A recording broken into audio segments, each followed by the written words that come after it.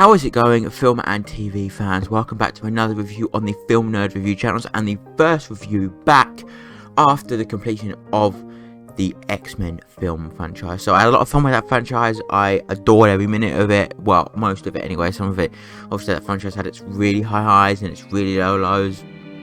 And I look forward to doing more franchises in the future. So we'll see where that goes. But Mission Impossible is looking likely. Doing a redo of the Fast and Furious movies is also looking quite likely as well.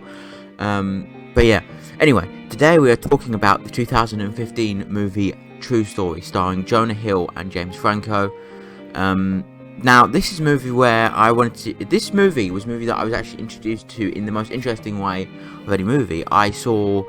I think it was a clip of it on my mum has a TV in the other room, and I went in and it just happened to be just playing by accident. She wasn't watching it; it was just in the background by accident, and I saw a clip of it, and I thought, this looks really interesting. I want to watch this movie, and that was about 2 or 3 years ago. And then one of my friends had seen it and said it was a good movie, and then I found out it was on Amazon Prime, so I watched it, and then.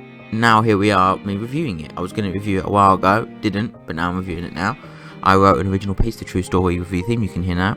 Go check out Spotify. We've got many a new playlists on the profile, on the Spotify profile, so go check them out. A variety of different things, but yeah. True Story is a nice little movie. It has some great performances from both Jonah Hill and James Franco. I think Jonah Hill give it the most. Felicity Jones is also in this movie, thought I'd mention that, and so is Ethan Slurpee, another actor I think is really good in a lot of things he's done. But True Story is just a really emotional movie in so many states. I think it's told really well, and it's obviously told in some regards out of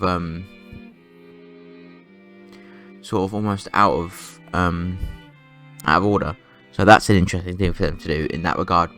I think it works very well, and I think it's really cool to see Jonah Hill in such a serious role, because, not long before this he was known as, 2 years before this movie he was in The Wolf of Wall Street, so it's good to see him in serious stuff, and stuff that I really, really enjoy. Obviously this movie has a bit of an interesting feel to it, because it has, and here's what it does have, the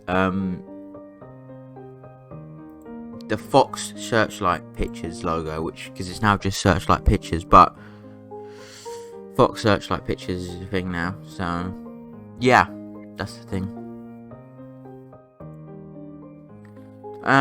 Yeah, I mean, it's a movie I enjoyed watching. I'm very happy I did get a chance to watch. I think performance wise it's really interesting,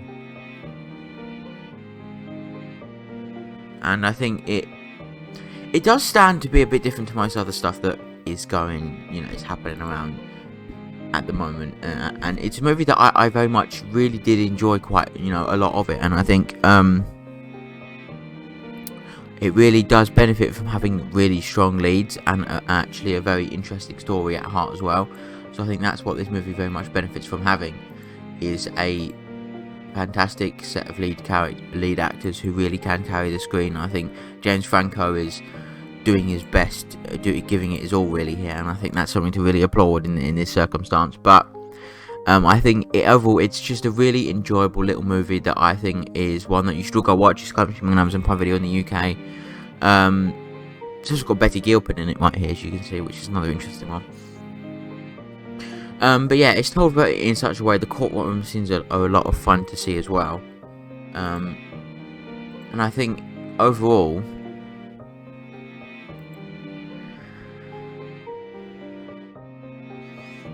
it makes for quite the interesting movie to go and watch, because it really leaves a lot open. I mean, Jonah Hill's portrayal of this writer that's not been doing too well recently, so he's had to change his ways, is very interesting,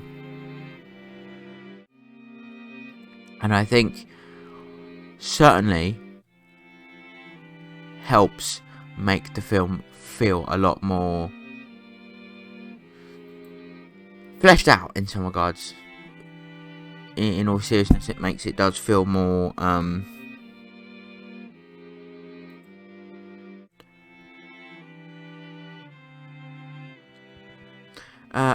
like I said, fleshed out in that regard. It feels a lot more told the way it was meant to be told, how they wanted to tell it and stuff. And I think, although I believe the whole thing is based on happened nearly 10 or so years before the movie came out, it is still really cool to see it work like that. So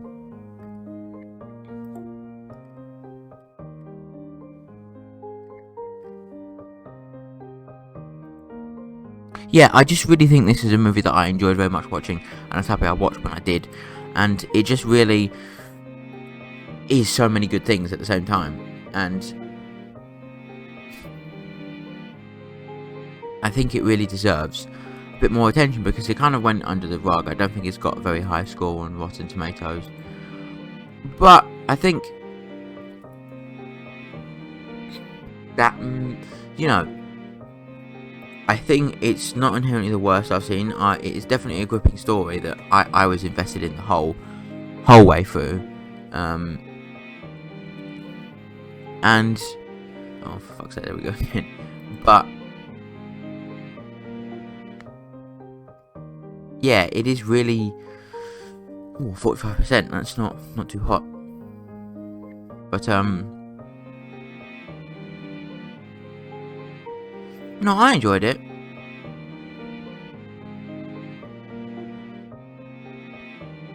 I think like I said, having James Franco as the main character is really brilliant because he does portray this sinister character but without it looking like he's going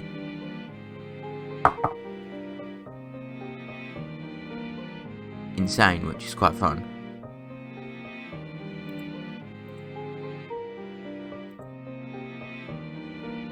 And that's what I like the most about it. And then having Jonah Hill being the almost opposite character in that regard does make it a lot more fun and a lot more enjoyable in that regard, to be honest. I think Felicity Jones does a great job of supporting her, but like I said, she's not got too much to do, so she's doing the best with what she's given. Which at the end of the day is all any actor can do with anything that they're given, is do the best they possibly can. So yeah, it's just a movie that is just so well structured, and I think, like I said, having James Franco be that main lead and portraying like it's really interesting to see him try and portray this character that's clearly gone quite insane and diabolical and stuff, but not in the most over the top way possible, in a very sort of chilled out way. And I think that's what makes it a bit more, his performance a bit more creepy, a bit more, sinister feeling, because he's not portraying it in such a outlandish way, he's doing it in such a small scale way.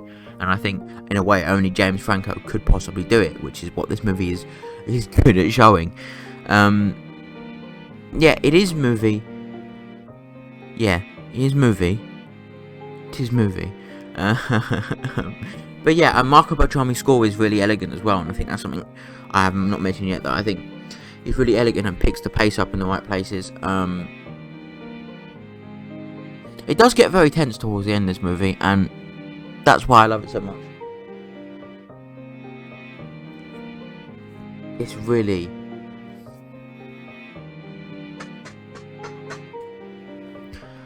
it's just fantastic, okay? It's just fantastic.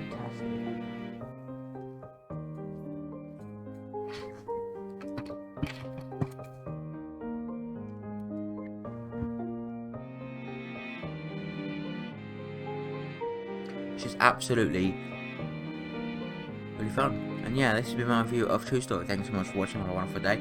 Do not forget to check out the other videos and stuff like that. And of course, today we have 100% starting with playing some more episodes, so I look forward to that coming out. And yeah, thanks so much for watching. For wonderful day. Don't forget to check out the music, the new playlist on the official profile. And yeah, bye bye for now.